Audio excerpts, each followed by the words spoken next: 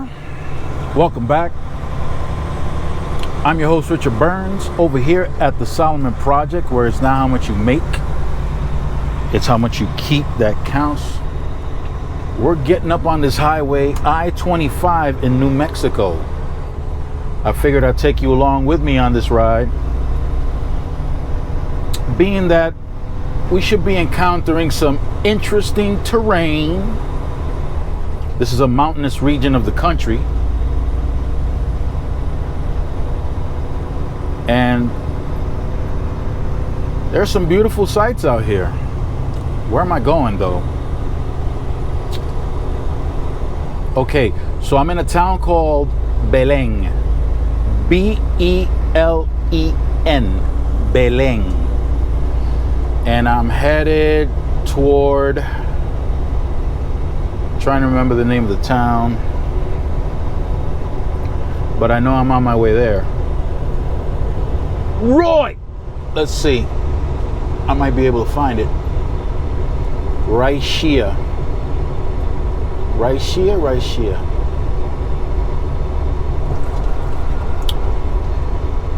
Yeah.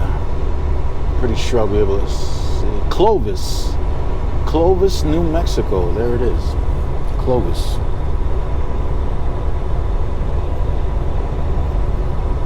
Clovis, New Mexico. Wonderful. See this? I don't know if you could see the mountains off toward the right. Right now, I'm currently close to a mile high. Right now, I'm going to be passing through Albuquerque, New Mexico. Maybe on my way up there, I'll bump into Mr. White. If I bump into Mr. White, it's a wrap. You already know what's gonna go down. Y'all's already know. It's beautiful out here. It gets windy, super windy. I'll tell you how windy it gets out here. On my way out this way from the east, I was traveling westbound on I-40. I had already crossed into New Mexico from Texas on I-40. And the highway got shut down in both directions. Right when I was approaching Tucumcari, New Mexico. The winds were so strong, and these trucks must have been a little too light for the type of wind that was kicking out there. On the eastbound side, you had a truck that was flipped over on its passenger side.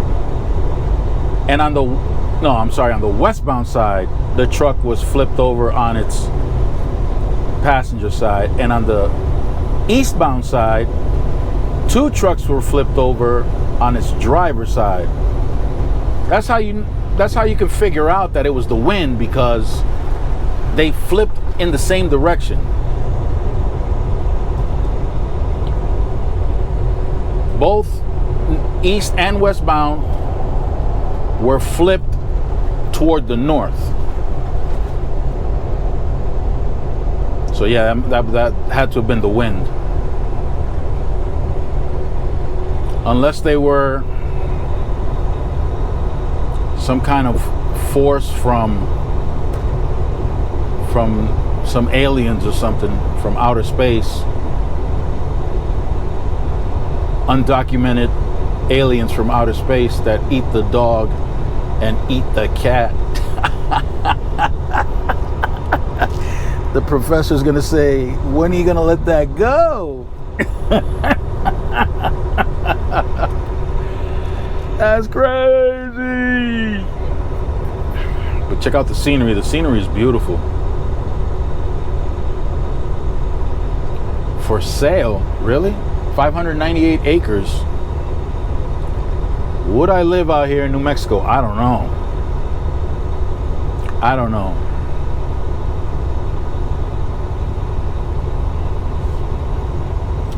I would have to look into so many different things if I were to leave the state I'm in now to go somewhere else. There are factors that have to be taken into consideration.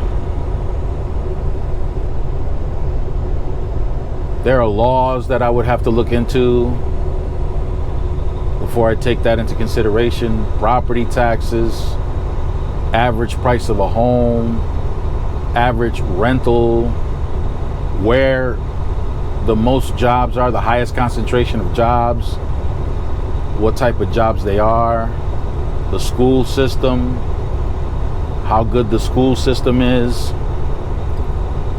the crime rate, how weather impacts the area, what type of natural disasters occur, how that impacts insurance costs. Because right now in Florida, California too, insurance costs are through the roof. And in Florida, if I'm not mistaken, Florida only has one insurance company. Oh, no, you see, no. Florida's a hot mess when it comes to insurance. It is expensive, number one. And number two, there was supposed to be, I guess, is a state-funded insurance company that was supposed to serve like as backup. But so many insurance companies got up and left Florida that the primary insurance company was the one provided by the state. However, it's putting a burden on the state budget. It's crazy. What they got going on in Florida right now is crazy. Not just insurance, but there's been some issues with real estate as a whole.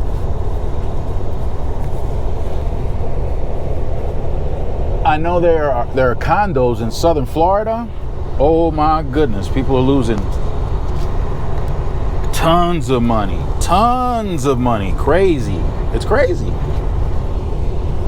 But people keep flocking down there. People keep flocking down there. Mother flockers. And there's so much, you know, I named a few. I ran off a list of a few things that I would take into consideration before relocating somewhere. But there's so much more that I'm leaving out, that I'm not even mentioning, just with real estate alone. Just with real estate alone, there must be a list of about at least 8 things that you need to look into if you plan on purchasing a home anywhere.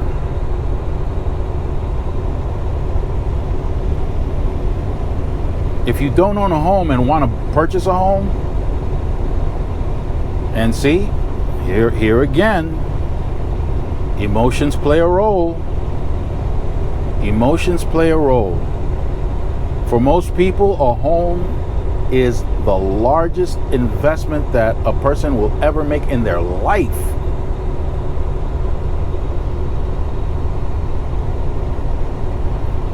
And don't think for one second that a real estate agent is going to be on your side 100%. They want to sell. They want to sell a house. So they might not mention some things. If a purchase won't go through, they may not mention some things. Right now I'm thinking about the dozens of people who purchase homes in the northeast corner of Connecticut. That was crazy. That is crazy. Where else this has happened, I'm not sure. But so many people purchase homes around there, and the desire to be a homeowner is so powerful, right? Because it's the American dream. Well, that dream turned into a nightmare for a bunch of people in the northeast corner of Connecticut. And I would have to ask myself, how many of the homeowners who sold the home knew about a specific problem that created so much misery for so many people? Not just the homeowners, but the real estate agents. How many agents knew about this problem? I never checked into any information regarding that. However, the state of Connecticut knows very well about that problem. It's been posted on the news. If you don't watch the news because it's fake news or whatever, however it is you want to declare it, because it's from one of those news outlets, well, you missed out on some vital information. Vital information.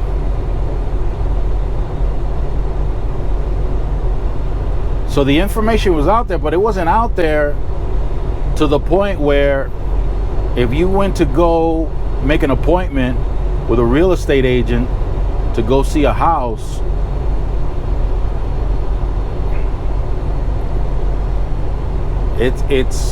it's your responsibility to ask the right questions. It's your responsibility. I know, once again, you got the people that just can't accept accountability and have to blame everybody else for everything that happens to them. So let this be a warning. If you're going to purchase a home, you've got to ask all the right questions. And what are all the right questions? Well, you find that out through people with the experience of purchasing homes, of owning homes. You've got YouTubers like Orlando Miner. I'll leave a description to his channel below. Orlando Miner. And his channel is dedicated to real estate.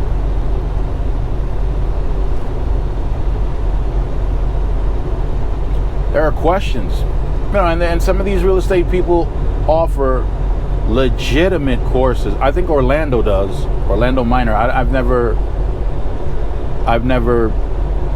took a course from Orlando.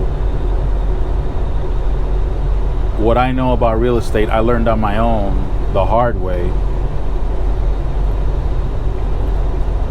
I wasn't a house flipper. I owned the property and I was a landlord. But Orlando Miner, I would think he's a good source for information through whatever course he provides. I know I've said things about people who offer courses, but there are a few exceptions out there, and I think Orlando Miner might be one of those exceptions. Again, I've never taken a course from him. I don't know what the price is.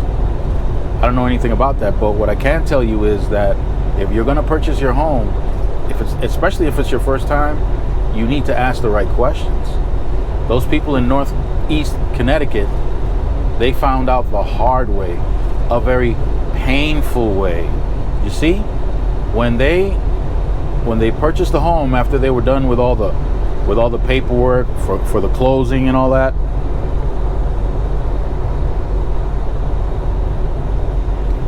I'm pretty sure that the people who were able to qualify for a mortgage for those homes. And after they were all said and done, signing off on the closing, signing off on all the paperwork, the bank approving them for the mortgage and all that good stuff, I'm pretty sure that was the case for me when I purchased my first home. I was happy. Remember, I'm from the hood. So to get out of the hood and be able to purchase a home, that was a big deal. A very big deal.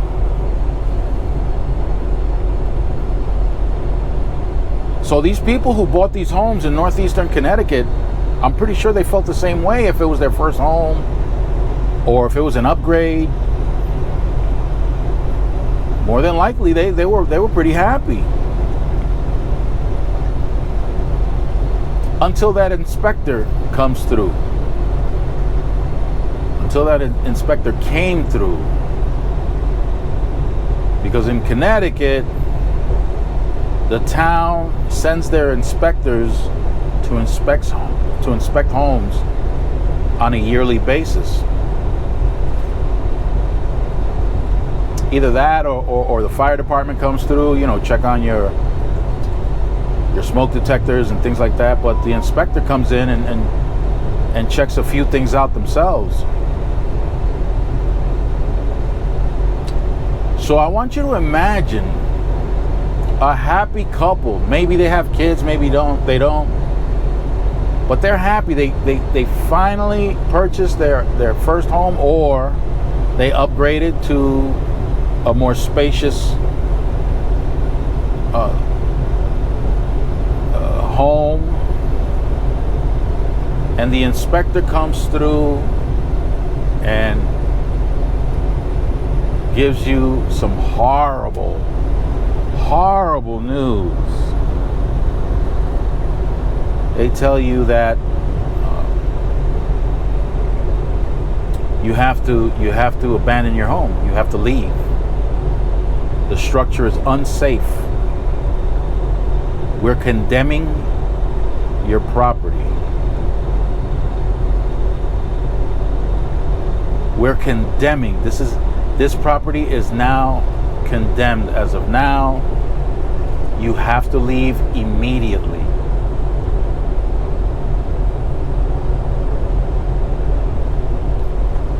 Take a minute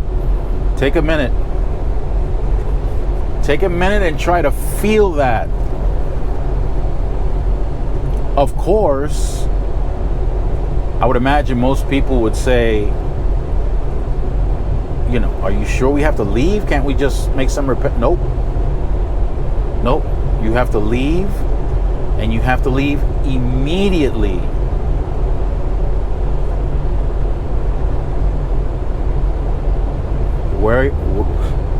Where am I gonna go? If you're local and you left your parents' basement, do you really want to go back to your parents' basement? Do you really want to go back to your parents' basement?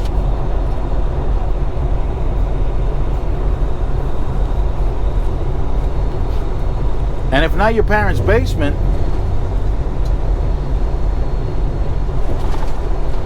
where are you going to find a place to rent that's reasonable in short notice?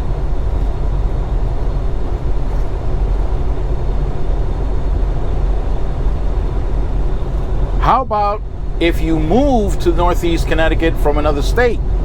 Maybe you came up from Maryland because you got a job at a university out there. Maybe you came from Illinois, Texas, wherever, another state. So your family, your parents, your siblings, they're all in another state. Now what?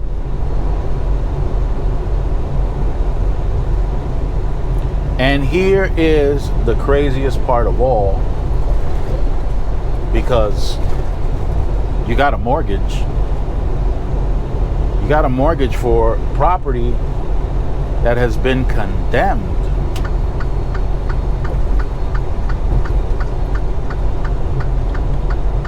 What do you do now?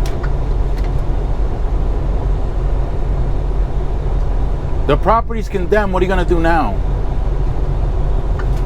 Well, you got to find a place to rent. And you got to continue paying your mortgage. What? Yes. The mortgage doesn't stop because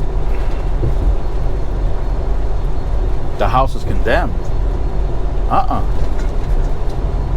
You still owe on that property.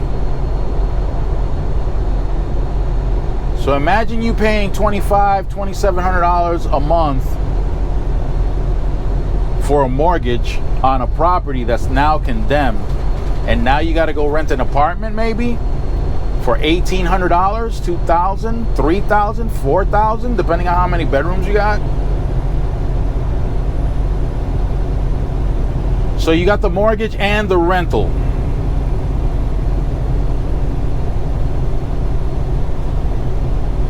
Because the foundation is cracked. Why is the foundation cracked? Because the mixture that was used, the chemicals that were used mixed in with the concrete was debilitating the concrete to the point where it was dangerous.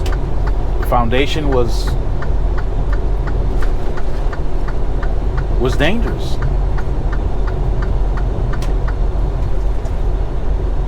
Well,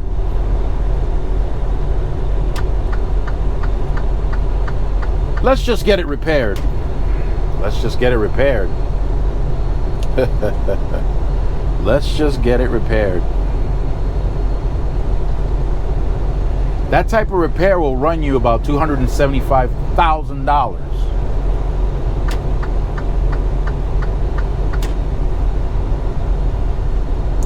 $275,000. A construction company has to come in, lift the house off the foundation,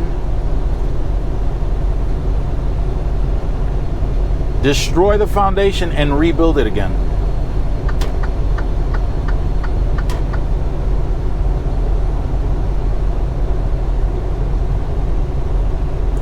Now,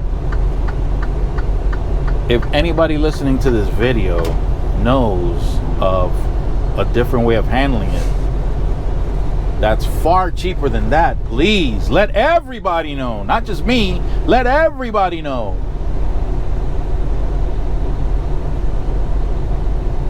Because that right there is crazy.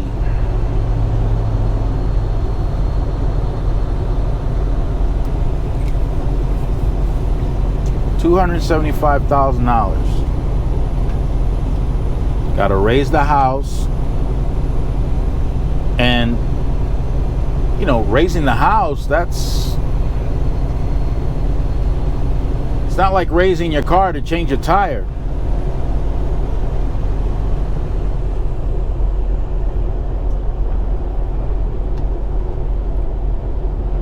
It ain't the same.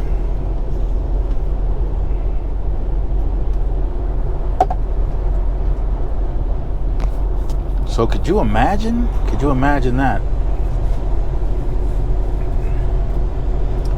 So you definitely want to ask the right questions. You definitely want to educate yourself.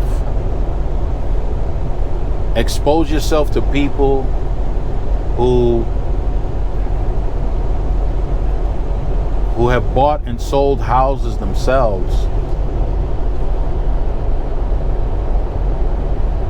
for their own profit, for their own business, if they're willing to share that. If they're willing to share that information. Like I said, Orlando Miner, he has a course, and other people have courses also, but Orlando Miner is of the community, so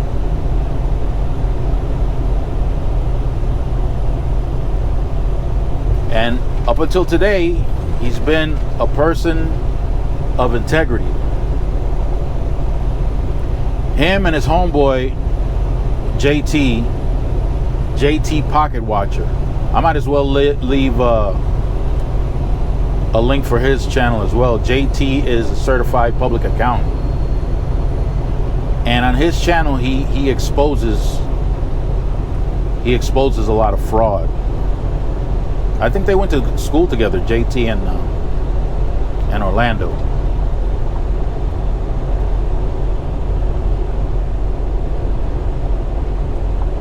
So it's important. You got vultures out here.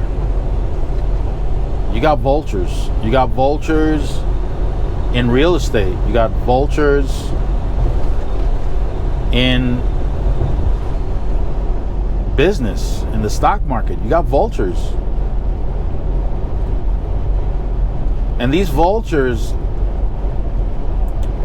they all have the same thing in common. They are transactional individuals. Transactional individuals only care about that money and that power. That's it. That's it.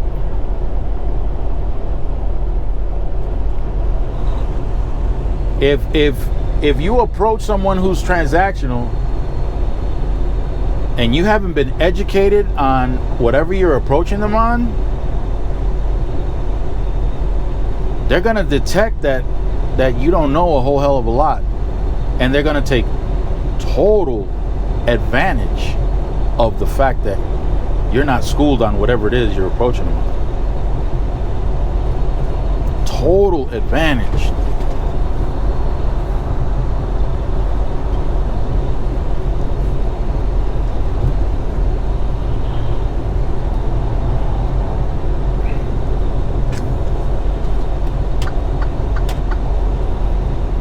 Yeah, I don't know if I'm officially in the city of Albuquerque. Starting to look that way. I don't know. Look toward the left. There's the downtown Albuquerque area. Yeah, I think I'm officially in Albuquerque right now. Let me take a look and see. Can you see the buildings over on the left? Downtown Albuquerque. Where's Mr. White? Mr. White! I want to get my smoke on.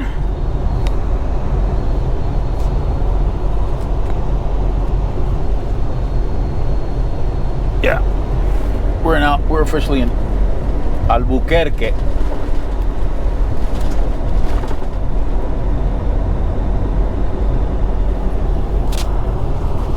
Testing. Yeah, the mic is on. We're good.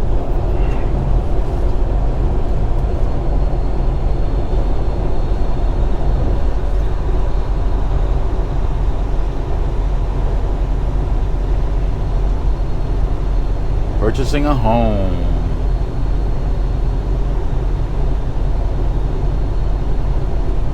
What do you think about Albuquerque? You ever been out here? Check it out.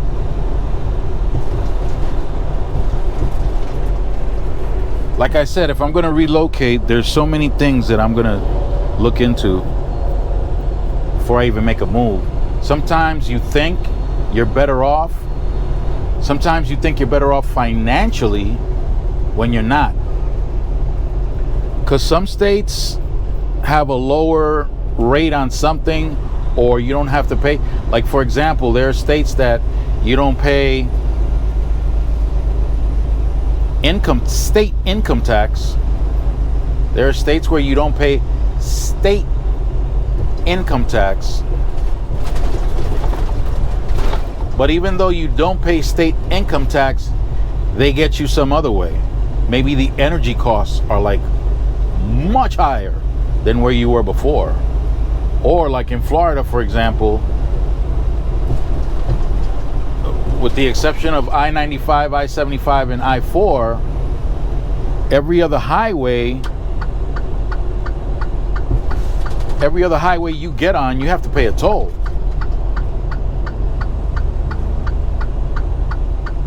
So if you're going to commute in Florida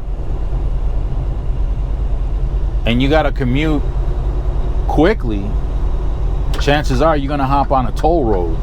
So you're going to be paying tolls. Also,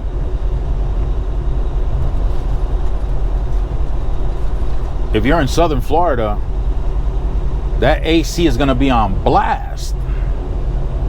And energy costs in Florida are higher than, let's say, the Northeast. The same is true with Texas.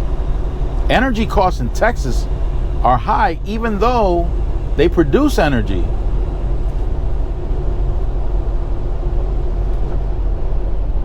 So before you relocate, you definitely want to do some homework. You want to, you got so many people that come on social media, like people fleeing California to go to Texas, to go to Florida, to go to Idaho. And guess what? A bunch of them are moving back. So what was the point? What is it that they were trying to achieve? Were they just ranting? Were they just moving because they got angry because of some new law that was being imposed, or whatever the case is? So they left, and it turns out that wherever they went, where they thought it was all good, it wasn't as good as they were trying to paint it for everybody else. Yeah, come on, hop on the bandwagon. Let's all leave this place. I got a place where we can all go. Let's all go to this new spot. And then what? Look at the mountains in the background. And then what? Let's all go. Right. Yeah, this other place is way better. We don't have to pay this. We don't have to pay that. But come to find out, you got to pay for other things. And after you finish doing the math, you realize there's almost the same amount coming out of your pocket than where you were originally.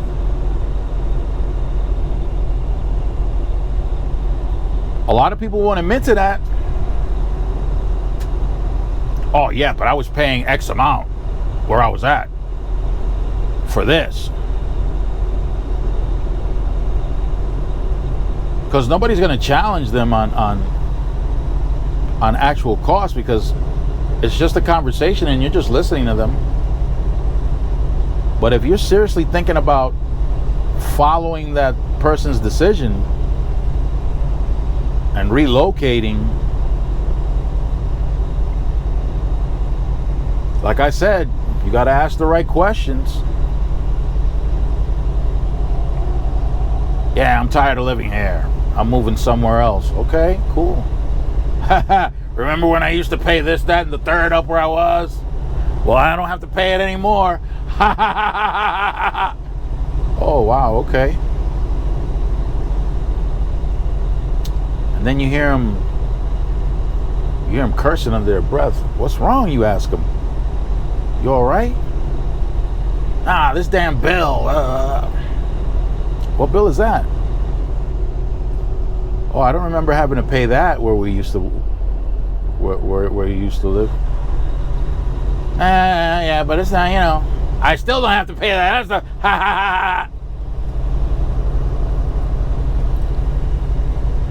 And then again, you hear them cursing under their breath again. Oh, what's wrong now? Oh, it's this other bill. Now, if you want to follow them and you take note, oh, what bill is that? Really? Okay. Let me put that on my list of bills that you pay over here in this new location.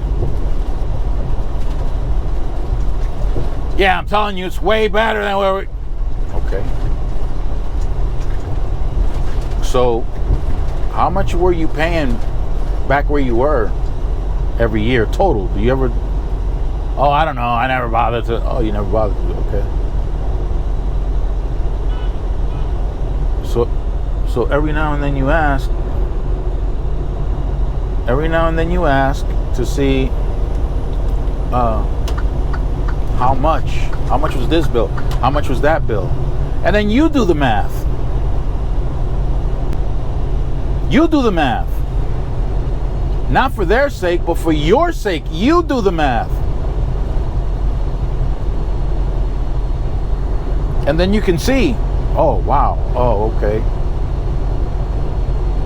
So, wherever they came from, they were putting out a total of maybe $15,000 a year for utilities, for property taxes, for whatever. Let's just round number 15, just to give you this illustration as to how you might be paying for certain things in one location and not paying for all those same things in another location, but the other location has a different group of things that you have to pay for that you didn't have to pay in the other place, in your original place. I hope I didn't confuse you with what I just said. But the bottom line is this: when you do the math, okay, where you left, you were paying $15,000 a year, but in this new location, you're paying $14,920. Oh wow, a savings of $80?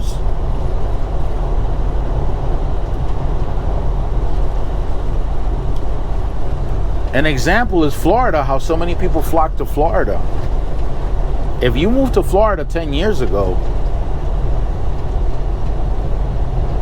you were paying one amount, and now homeowners association fees skyrocketed. Some homeowners association fees can change at any time for any amount. Insurance costs have, I think, tripled.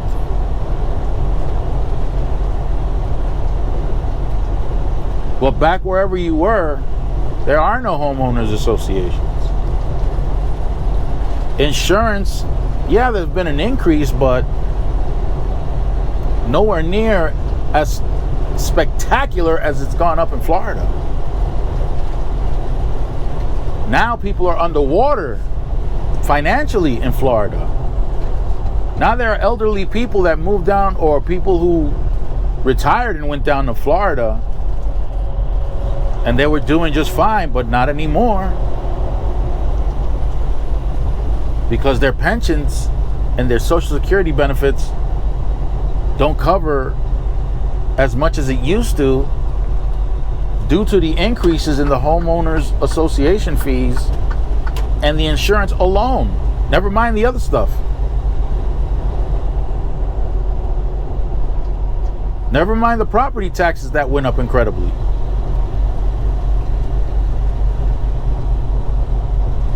So before you make that move, please,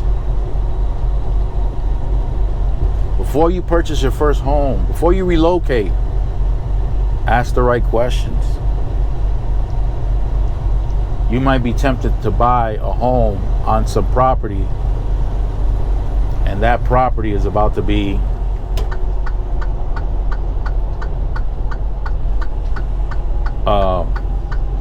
taken by the state because of eminent domain or something crazy like that. Or maybe you're in one location and property taxes are one thing, but two of the factories that are there are leaving the town. So you're not going to get the same quality of service that you did when the factories were there, because the town is not receiving that income anymore from those two factories.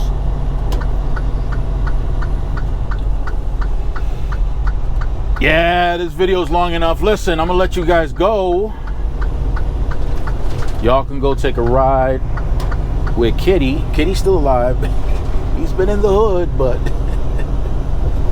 None of these immigrants caught him yet. He's still alive. Peace out. Stay fresh and keep it profitable, y'all. Arabam Dacia, seviyorum çift kalem maça. Göremedi kimseden fayda. İşler